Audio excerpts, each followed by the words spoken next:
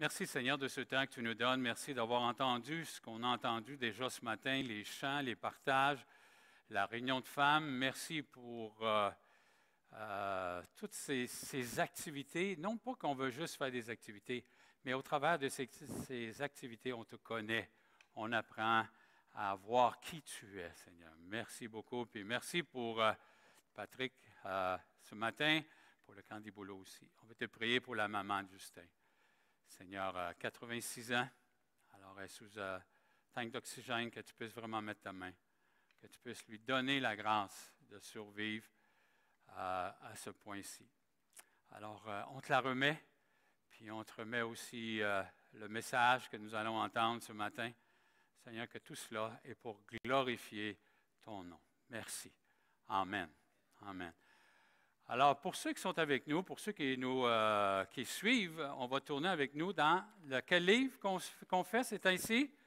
Tite. Alors, si vous voulez tourner avec moi dans Tite ce matin,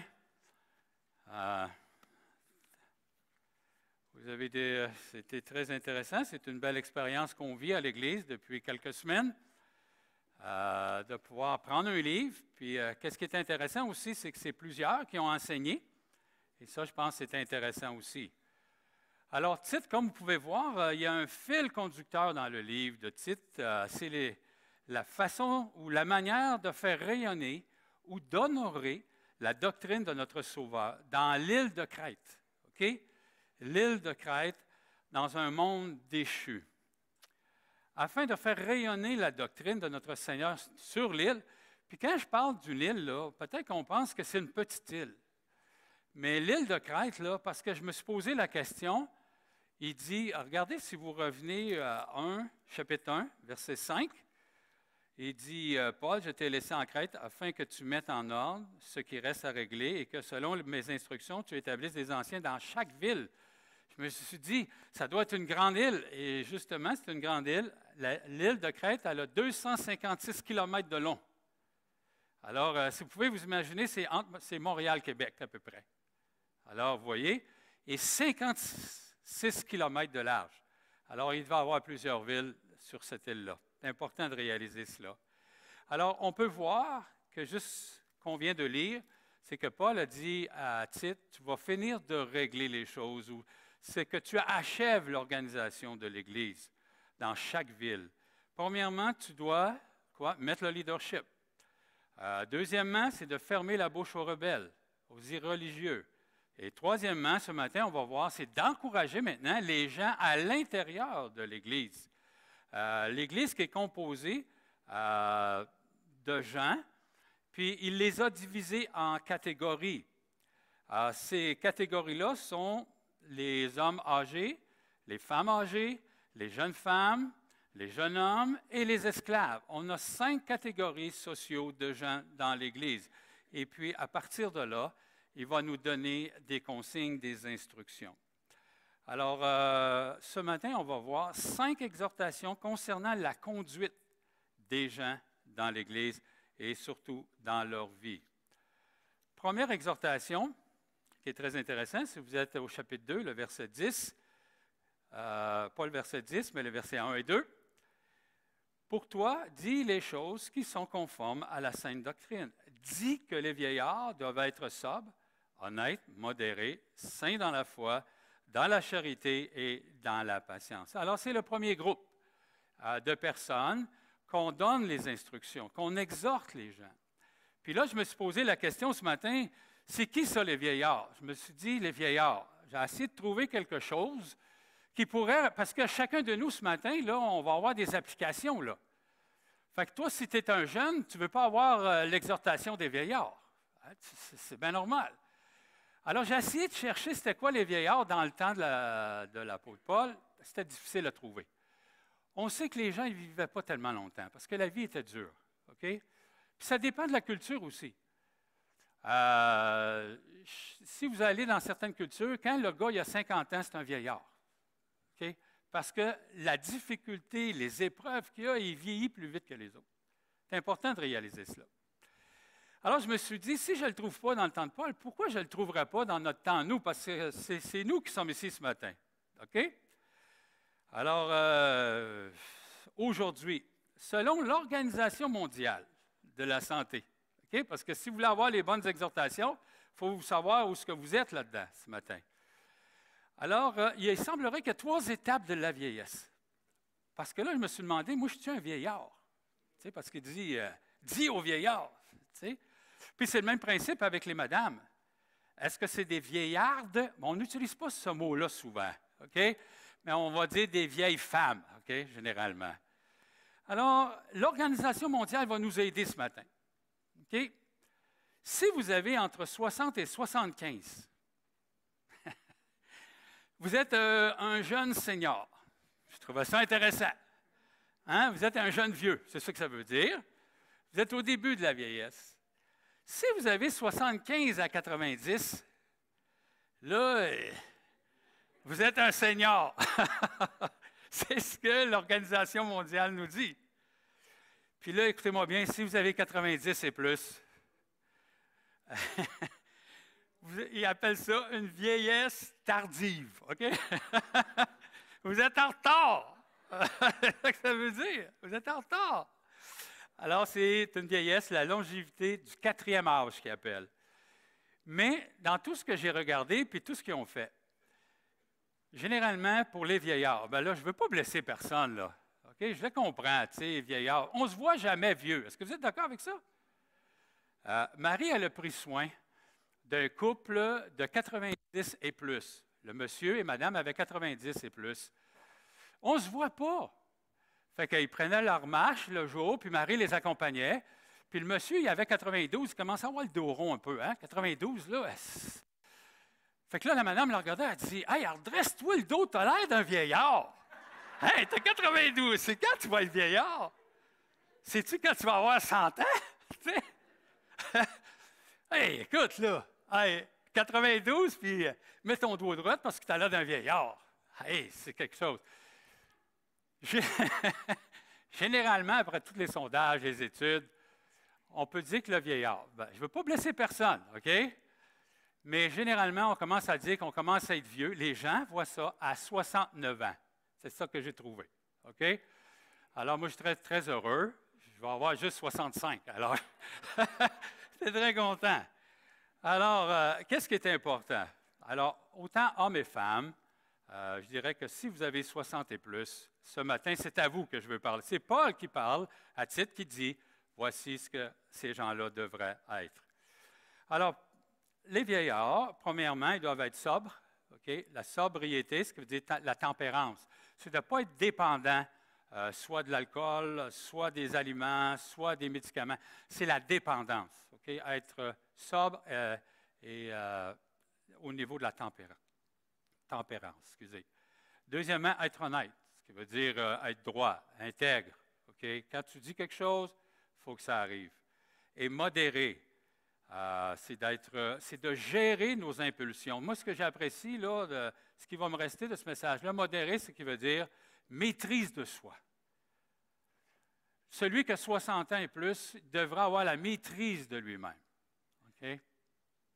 Alors, parce qu'on a encore des impulsions. Alors, la parole de Dieu nous encourage à vraiment être capable de gérer qui nous sommes. Maintenant, je résume ces critères. Aux hommes les plus âgés, Tite doit enseigner que leur vie doit manifester la tempérance, être digne de respect et avoir une bonne maîtrise de soi en pensée ou en action. C'est important de réaliser ça. Alors, c'est ça qu'on s'attend de ces gens-là. Si vous êtes capable de vous identifier aux hommes âgés ou vieillards. Maintenant, de plus, ils doivent être en santé spirituelle dans 3 vertus que Tite veut leur donner par l'entremise de Paul. C'est qu'ils doivent être saints dans la foi, dans la charité et dans la patience. Autrement dit, dans ces 3 domaines-là, il faut qu'ils soient en santé spirituelle. C'est ça qu'il est en train de nous dire. Les plus vieux devraient être en santé spirituelle, dans la foi, dans l'amour et dans la patience. S'il y a des gens qui devraient être patients à l'Église, c'est les plus âgés. Okay? C'est les plus âgés qui devraient être patients. Alors la foi, c'est-à-dire qu'il connaît bien les doctrines. C'est ça que ça veut dire.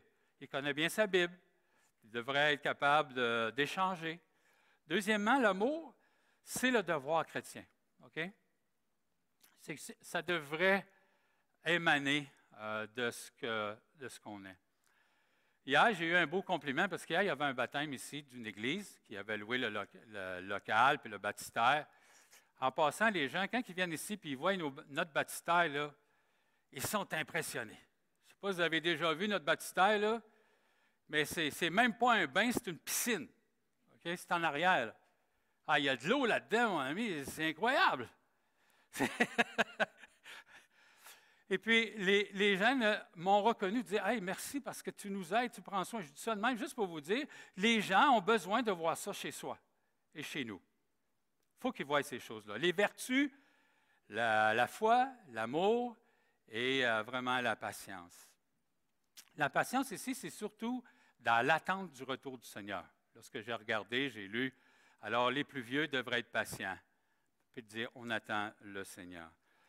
Ces vertus que je viens de vous mentionner devraient être cultivées par tous les chrétiens. Okay? Là, ce qu'on voit, c'est dirigé vers un type ou un groupe de personnes, mais ça devrait être manifesté chez tout chrétien. Ces hommes sont considérés comme des modèles, des personnes d'expérience que l'on consulte et qui contribuent à la santé et au bon ordre de l'Église. Ça devrait être des gens qui sont capables de bien gérer le bon ordre de l'Église. Ainsi qu'ils détiennent, ces gens-là, là, les plus vieux, qui détiennent un poste ou pas, ce sont des modèles. C'est ce que vous allez voir, hommes âgés ou femmes âgées, ça termine qu'on est, les plus vieux, on est des modèles. Lorsqu'ils nous regardent, ça doit les encourager dans leur vie chrétienne. J'ai été très impressionné un jour au travers de toutes mes visites d'église, tout ça. Je suis arrivé un dimanche matin dans une église que l'homme qui a fait la célébration, qui a même enseigné, avait 80 ans. C'est quelque chose, là, de voir, il n'y a pas d'âge pour servir le Seigneur. C'est sûr qu'il y a des choses qu'on fait moins que d'autres. C'est clair. Mais même si on est un homme âgé, on doit servir le Seigneur dans le contexte avec les forces que Dieu nous a données. C'est important de réaliser cela. Aussi, les femmes âgées. Okay? Si vous remarquez au verset 3, ça, j'ai trouvé ça intéressant. Dit que les femmes âgées, alors la deuxième exhortation concerne la conduite des femmes âgées. Dit que les femmes âgées doivent aussi avoir l'extérieur qui convient à la sainteté, n'être ni médisantes, ni adonnées au vin, qu'elles doivent donner des bonnes instructions dans le but d'apprendre aux jeunes femmes à aimer leur mari et leurs enfants. Alors, c'est très intéressant de voir. Premièrement, Tite demande aux femmes âgées d'être respectueuses dans leur attitude, ce qui veut dire ce qui signifie littéralement qui convient aux choses consacrées, autrement dit, d'avoir une conduite sainte. Les femmes âgées devraient avoir une conduite sainte qui représente la sainteté. Pas une conduite qui est parfaite, mais une conduite qui est sainte à ce moment-là. Non médisante. Vous savez, la médisance, c'est le plus vieux ancien outil de destruction de la langue. C'est vraiment là. C'est intéressant de voir que c'est aux personnes. Je me suis dit, pourquoi il ne dit pas aux hommes? Okay, je ne suis pas en train de dire que les hommes sont meilleurs, c'est pas ça que je dis là. Mais j'ai compris pourquoi il ne l'a pas dit aux jeunes femmes. Mais je crois que parce que c'est des femmes âgées, ils ont plus de temps, peut-être, en guillemets. Je suis venu à arriver à cette conclusion. Peut-être là, puis regardez ce qu'il va dire aussi, elle ne doit pas être adonnée au vin. C'est intéressant, il ne dit pas ça au monsieur qui est âgé. C'est demandé pourquoi il ne l'a pas dit aux gars, mais il va le dire aux anciens. OK? Il va le dire aux anciens, mais il ne dit pas aux personnes âgées. Alors, je suis en train de m'imaginer, tu sais, la madame est en train de repasser son linge, puis elle dit, on va prendre une petite coupe de vin en même temps. Hein? On ne sait pas. Mais le mot « adonner », comme pour l'ancien, ça veut dire de rester près de la bouteille. C'est ça que ça veut dire.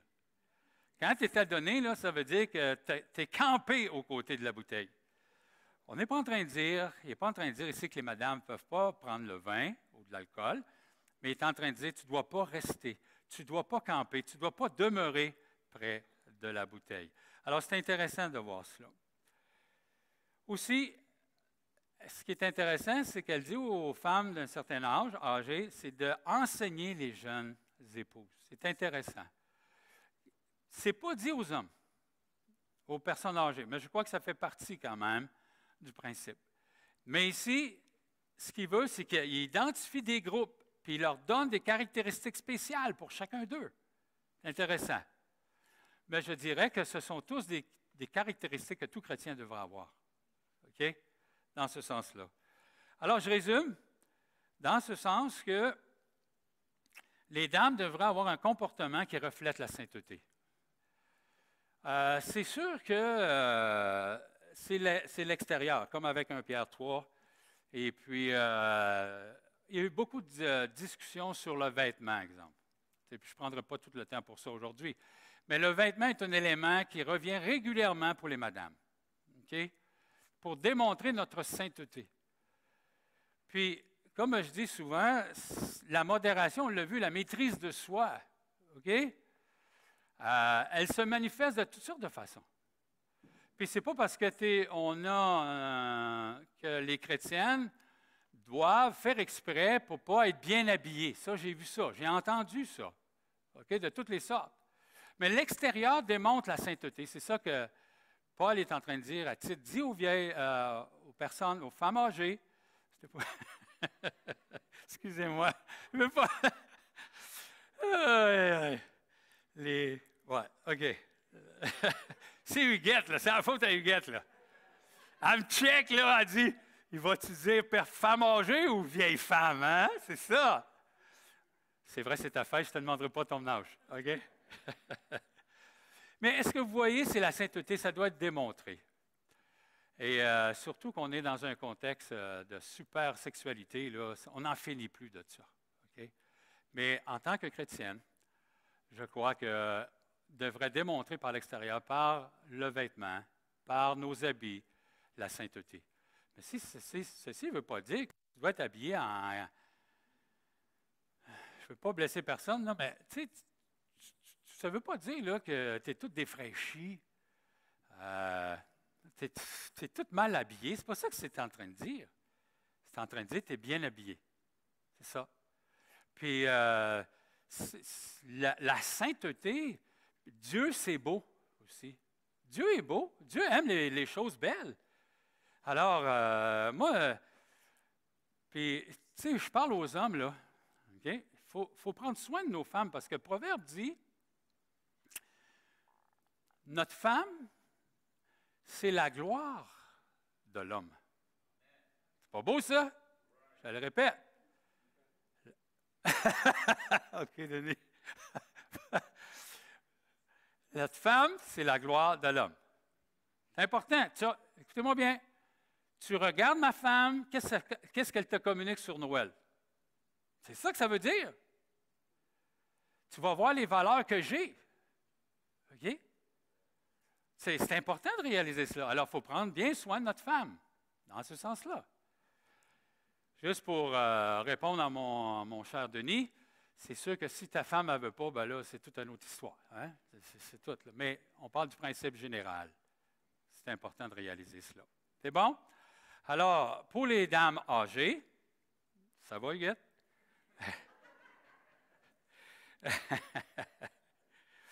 Alors, je résume pour la madame âgée. Leur sainteté de vie se démontre dans 3 sphères particulières. Premièrement, sans médisance, sans être dépendant ou accès, et de bien prendre soin et d'avoir des relations avec les jeunes femmes. C'est important de réaliser cela. Puis, je suis beaucoup plus à l'aise aussi quand homme-femme. Ça ne veut pas dire qu'on ne peut pas rencontrer, mais si on veut faire des suivis à long terme, c'est toujours mieux homme-homme, femme-femme. OK? Dans ce sens-là, c'est important de réaliser cela. Maintenant, la 3e exhortation concernant la conduite des jeunes femmes. Okay? Nous allons voir versets 4 et 5. Alors, dans le but d'apprendre aux jeunes femmes à aimer leurs maris et leurs enfants et à être retenues, chastes, occupées aux soins domestiques, bonnes, soumises à leur mari, afin que la parole de Dieu ne soit pas blasphémée. C'est très intéressant ici. Ça va être la première fois qu'on a une raison pourquoi que les jeunes femmes doivent faire ceci. Alors, d'aimer leurs maris et leurs enfants.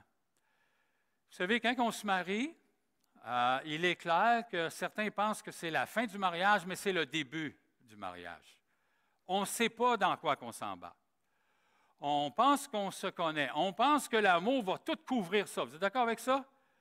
Je l'aime. Ouais, mais il va falloir que tu l'aimes plus que ça. Je peux te le dire. OK? Il va falloir que tu l'aimes plus que ça. Il va y arriver des moments là, que ça ne sera pas facile d'aimer, soit un ou l'autre. Je me souviens, il y avait une jeune femme ou un jeune homme. C'était un homme qui avait beaucoup de difficultés avec sa jeune femme. Parce que quand elle se déshabillait pour aller au lit, elle faisait son chemin. Est-ce que vous comprenez? Elle sortait de la chambre de bain, tu avais les bas, après ça, tu continuais, tu avais les bobettes, après, tu avais ci, tu avais ça, puis là, tu arrivais au lit. OK? Imaginez, lui, il était frustré de ça un jour ou l'autre. Ou vice-versa, ça arrive. Là, c'est là que l'amour vient important. C'est là que ton amour va t'éprouver. C'est là que ça se passe. Alors, des fois, on a besoin de conseils. On a besoin que quelqu'un nous encourage. C'est-tu normal, ça? C'est ça, c'est-tu normal? Regardez bien, il y en a toujours un qui veut se coucher de bonne heure, puis l'autre se couche tard. Est-ce que vous êtes d'accord avec ça? Hein? Moi, là, je connais ça, là. Hey, hein? Juste ça, on a besoin de conseils. C'est quoi qu'on fait? Comment on va y arriver? C'est pas facile. Les enfants, comment on prend soin des enfants? Chaque enfant vient, j'aurais aimé ça, que chaque enfant vienne avec son livre. Hein? Voici Samuel, il est comme ci, il est comme ça, il est comme ça. Non, non, il n'y a pas aucun enfant qui vient avec son livre. Alors, il faut prendre soin, il faut aimer. Alors, on a besoin des grands frères, des grandes sœurs pour nous aider. Encore une fois, il faut qu'elle soit modérée. Maîtrise de soi, c'est important. Être pur. Alors, c'est sûr que ça a l'idée de la chasteté, mais ce n'est pas l'idée de s'abstenir de la sexualité. Non, là, tu es marié, là. Hein? Généralement, quand on dit que tu es chaste, c'est parce que tu n'es pas marié encore. Hein? C'est ça qu'on dit. Mais ici, c'est plutôt d'être, les synonymes, c'est plutôt d'être vertueuse, c'est plutôt d'être sage, une femme sage. Alors, puis la chasteté, c'est plutôt de la sainteté de se garder pour son mari. Oui. Il y a deux choses qui sont très difficiles dans le mariage. C'est assez simple. Ça revient toujours là. L'argent et le sexe. Ça revient toujours là. Okay? C'est là que ça vient. Puis l'argent, bien, ça dépend de nos valeurs. Okay? Comment tu es élevé, puis toi, tu es élevé. La sexualité, bien, ça, là, c'est comment tu l'as appris dans ta vie. Okay? Puis ça, c'est bien de valeur, là, mais on pense qu'on va gérer ça facilement, mais ce n'est pas vrai. C'est pas vrai. L'argent, chez les Morissettes, ça brûle dans leur poche. Vous comprenez l'expression quand ça brûle? On dépense. On ne regarde pas à la dépense. Marie, ma femme, elle a été élevée, puis ça, j'apprécie ça d'elle. Quand elle a eu son premier 25 cents, il fallait en mettre 5 cents à la caisse populaire. Vous vous souvenez qu'à l'école, à la caisse populaire, on mettait les 5 cents? Fait que, hey, on s'est-tu pogné souvent là-dessus? Qu'on s'est pogné. Puis je dois vous avouer, humblement, bien souvent, elle a eu raison. Elle a eu raison. Bien humblement. Maintenant, la sexualité, ça aussi, là, c'est pas facile à gérer. C'est pas facile. Fait que une jeune femme, comment elle va gérer ça, là? L'homme, lui, il est activé par les yeux, généralement. OK? La femme, c'est pas comme ça. C'est plutôt dans la... Merci. On a un homme d'expérience avec nous. on a un homme d'expérience avec nous ce matin.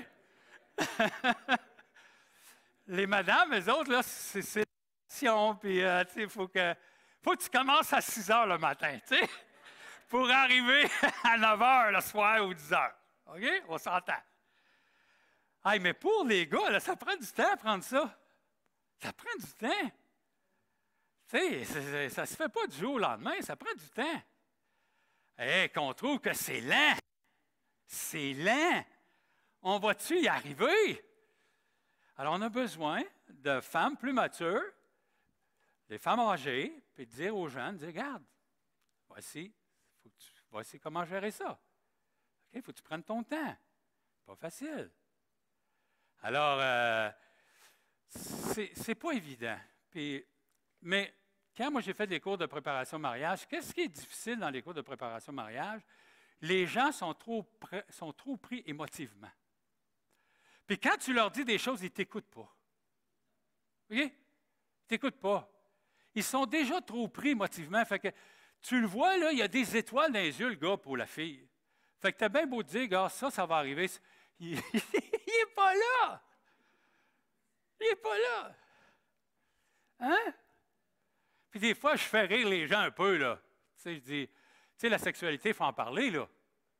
Tu sais, tu serais mieux de... Mais il faut être prudent quand même. Tu n'es pas encore marié, là, prends ton temps. Il faut parler de ça. Tu sais, il faut que tu en parles, là, que toi, tu aspires peut-être. J'aime ça parler des vraies choses, là.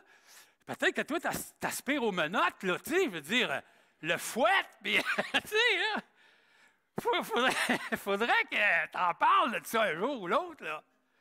Hein? Tu sais? Ce que je vous dis là, j'essaie de vous faire rire parce que c'est vrai que c'est drôle, mais c'est pas drôle quand ça arrive. Puis ce qui est plate, là, le sexe, là, c'est pas gros dans le mariage. C'est 3 dans le mariage. Mais quand tu ne l'as pas, ça devient 97 %. C'est ça le point. Ça devient tellement intense que là, la bagarre pointe. OK? Puis, ben là, peut-être c'est... Alors, l'argent et la sexualité. Alors, on a besoin. Je ne suis pas à l'aise quand, si une jeune femme vient me voir, Noël, toi, qu'est-ce que tu penses de ça? Je vais dire, regarde, parle-en avec ma femme. OK? Parce que là, on commence à être dans le... C'est dans le sujet, là. Tu sais, puis il faut être très prudent avec ça, dans ce sens-là. Alors, ça, c'est le travail de nos sœurs plus âgées, de pouvoir éduquer, encourager, instruire nos jeunes mariés. Alors, elle doit être bonne, c'est de faire le bien, puis d'être bénéfique aussi pour les autres, soumise à son mari, parce qu'il faut se souvenir dans le contexte, là, une femme indisciplinée, ce n'était pas un bon témoignage pour les chrétiens, les non-chrétiens de l'île de Crète. La raison, afin que la parole de Dieu ne soit pas blasphémée. C'est quand même quelque chose, là, de pas que la parole de Dieu ne soit blasphémée en Crète. C'est qu'afin que personne n'insulte la parole de Dieu ou de dénigrer la parole de Dieu, blâmer celle-ci.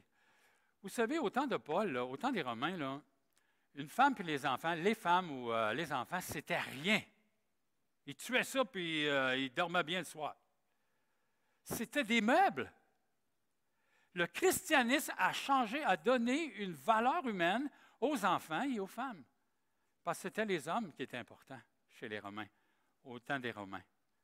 Alors, dans ce sens-là, l'effet qu'une femme pouvait être soumise, puis la soumission, encore une fois. Vous savez, quand on fait des mariages, là, OK? Quand tu fais des mariages avec des non-chrétiens, des gens qui ne connaissent pas la Bible, puis là, tu es dans une église ou ici ailleurs, ben moi j'ai fait des mariages, puis là tu parles à la mariée, tu dis, tu vas être soumis à ton mari. Une chance qu'il y a des gens qui n'ont pas de gun, là, parce que tu serais mort. J'ai vu réagir, là, se lever direct sur le siège. Pourquoi? Parce qu'on a mal utilisé ce mot-là. On l'a utilisé pour gérer des femmes, pour contrôler les femmes. Mais non, la soumission, il faut qu'elle soit volontaire. Il faut qu'elle soit motivée par l'amour. On est tous soumis ici à des autorités. Tu n'as pas le choix. Puis c'est bien. Tu sais, on est soumis au gouvernement. On est soumis aux policiers, aux lois. La soumission, c'est important. Quand tu regardes ce qui se passe ailleurs, ben c'est là que tu vois que l'autorité est mal utilisée. Puis là, ça fait des révolutions. C'est ça qui arrive. Quand il y a des gens quand il y a une révolution, c'est parce que les riches ou ceux qui dirigent abusent de ça. C'est ça le point. Puis moi, je dis toujours, le mariage, c'est comme une équipe. OK? Dans une équipe, tout le monde ne peut pas être capitaine. Est-ce que vous comprenez? Moi, j'ai joué au hockey assez longtemps. Puis quand le gars qui porte le C, c'est lui le capitaine. C'est tout. Y a-t-il une valeur plus grande? Non. Mais lui, il doit représenter les gens. Généralement, le capitaine même, là, il doit être un modèle, généralement. Quand on dit on donne le C à quelqu'un au hockey, c'est parce qu'il est un modèle. C'est parce qu'il performe. Il est engagé. Vous savez. Puis moi, des fois, là, j'aimerais mieux pas être le capitaine. Mais la Bible est claire. Je pense toujours à ce qui est arrivé dans le Jardin d'Éden. Tout le temps. Puis ça m'aide. Des fois, ça me... Tu sais, quand Ève et Adam, là, ils ont pris le fruit, là. On va vous dire, il n'a pas dit Ève, où est-ce que t'es? Il a dit qui cherchait? Adam. C'était lui le capitaine. C'était lui qui était responsable du jardin. Oui, accompagné de sa femme. Puis si vous regardez la création, c'était pour un aide. C'était pour un aide. C'est important de réaliser ça.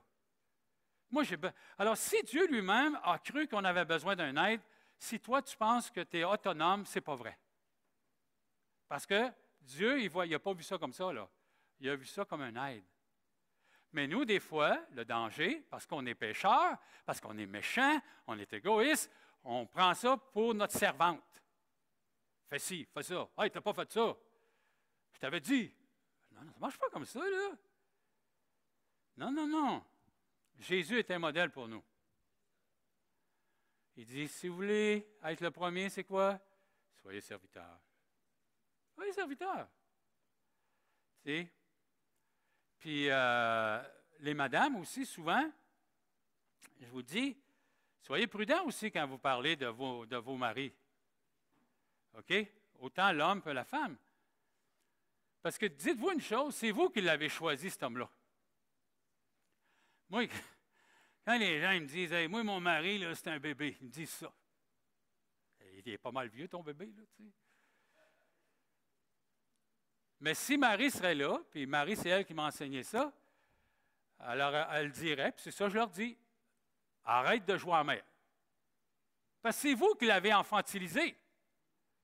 C'est vous. Vice-versa. J'ai fait un cours de préparation au mariage à un moment donné, puis je donne toujours la conclusion à la fin. J'ai dit, cette relation que vous êtes en train de former, ça va devenir parent. C'est que le monsieur va devenir ton papa. Toi, tu vas devenir sa fille. Laissez-moi m'expliquer. Qu'est-ce que ça veut dire dans la pratique? Ça veut dire que lui va vouloir contrôler ça comme un père. Exemple, on va vous donner un exemple. Mes enfants me demandent la permission pour prendre l'auto. Puis c'est bien normal. Ma femme ne me demande pas de prendre la permission pour prendre l'auto. Est-ce que vous comprenez ça, la différence? La différence, c'est ça. La différence, c'est que c'est ma compagne. On forme une équipe. Elle ne me demande pas la permission. Hey, quand elle va magasiner, exemple, elle ne me demande pas de dire hey, je peux-tu dépenser? Je dis, demande-moi pas ça. Demande-moi comment j'ai en banque. Puis tu feras ce que tu voudras. Bien, c'est pas mon enfant. C'est ma femme. Hey, si tu n'es pas capable de donner ta carte de crédit à ta femme, il y a un problème. Puis moi, j'ai un problème avec Marie. Là, je n'ai pas dit ça, que je n'étais pas parlé d'elle le matin. Je dis à Marie, là, je veux là, que tu ailles et tu dépenses. Elle revient. Elle n'a pas dépensé. Là, je suis frustré. Je t'ai dit d'acheter. Pas de suite. Bon, OK. Voyez-vous?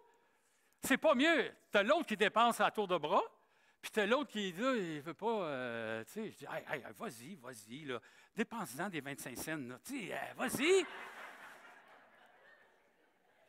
Vas-y!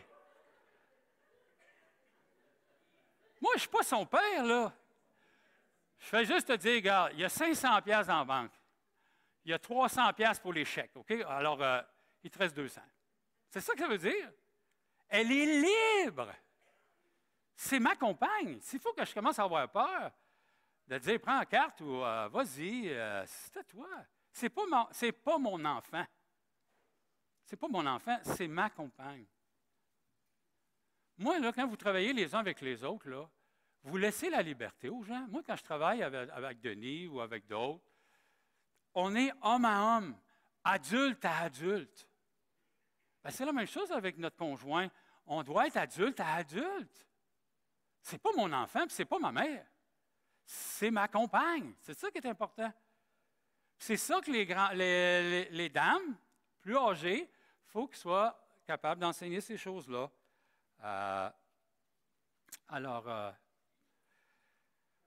Aux plus jeunes. Merci. Quatrième exhortation, et celle-ci, c'est pour les jeunes hommes maintenant, les versets 6 et 8. Exhorte de même les jeunes gens à être modérés et te montrant toi-même à tous égards un modèle de bonnes œuvres, en donnant un enseignement peu digne et une parole saine et irréprochable, afin que l'adversaire soit confus, n'ayant aucun mal à nous dire. Encore une fois, une raison pourquoi il devra avoir une bonne conduite. Alors, les jeunes hommes sont appelés à être modérés. La maîtrise de soi. La maîtrise de soi, c'est un des éléments les plus importants dans nos vies. D'être capable de gérer nos émotions, d'être capable de gérer nos impulsions. C'est d'être vraiment modéré. Alors, ce qui est très intéressant ici, il introduit Tite là, maintenant. Il dit, Tite, tu vas être un modèle pour ces jeunes gens-là. Puis probablement, quand il dit jeunes gens, il y avait à peu près 40 ans.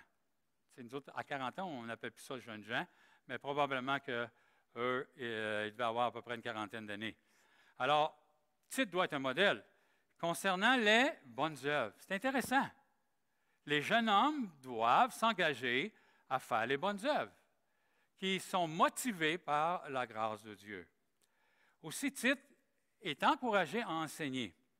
Alors, ce qui est très intéressant, il doit avoir 3 qualités, son enseignement. OK? De voir cela. C'est très important de réaliser cela. 3 qualités. Premièrement, qu'est-ce qu'il nous dit concernant son enseignement? Elle doit être pure de la doctrine. Alors, ce qu'il est en train de dire, c'est que c'est une doctrine qui n'est pas mélangée à d'autres éléments. OK? C'est une doctrine qui ne doit pas être mêlée à d'autres. C'est important de réaliser ça. Exemple.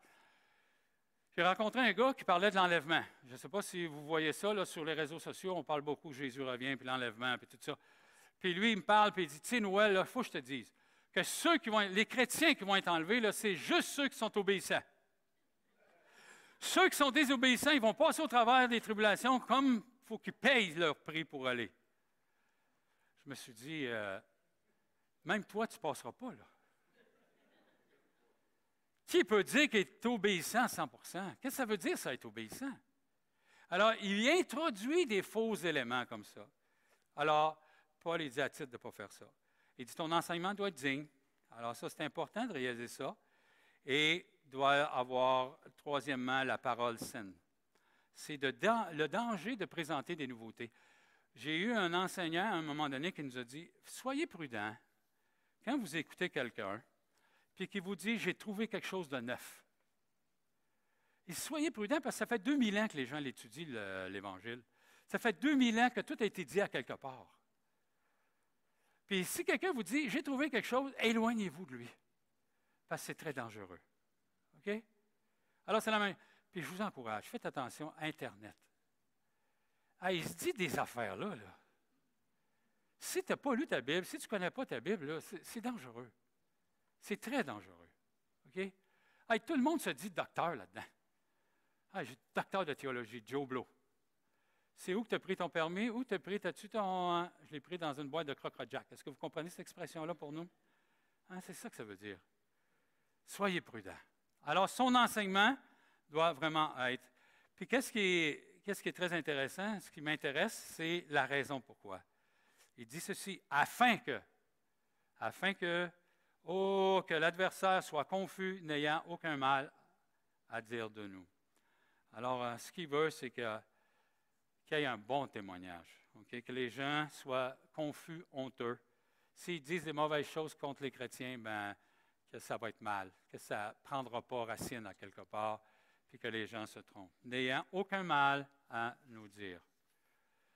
Maintenant, les esclaves. Ça ne paraît pas, là, mais il y avait beaucoup à dire. Esclaves. Qu'est-ce qu'il nous dit? Exhorte les serviteurs à être soumis à leur maître, à leur plaire en toutes choses et n'être point contradisants, à ne rien dérober, mais à montrer toujours une parfaite fidélité, afin de faire, on a une raison encore, afin de faire honorer en tout la doctrine de Dieu, notre Sauveur. Alors, si vous remarquez ici, caractéristiques qu'ils devraient avoir, c'est d'être soumis à toute chose.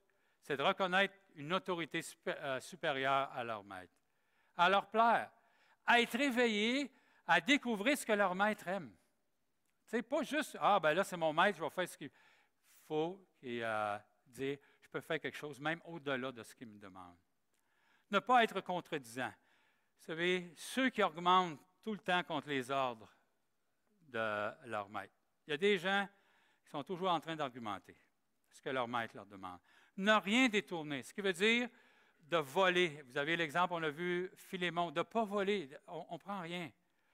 Et à faire preuve de bonne foi, fidèle à son maître. La raison, c'est afin d'honorer la doctrine de Dieu sauveur en toutes choses sur l'île de Crète.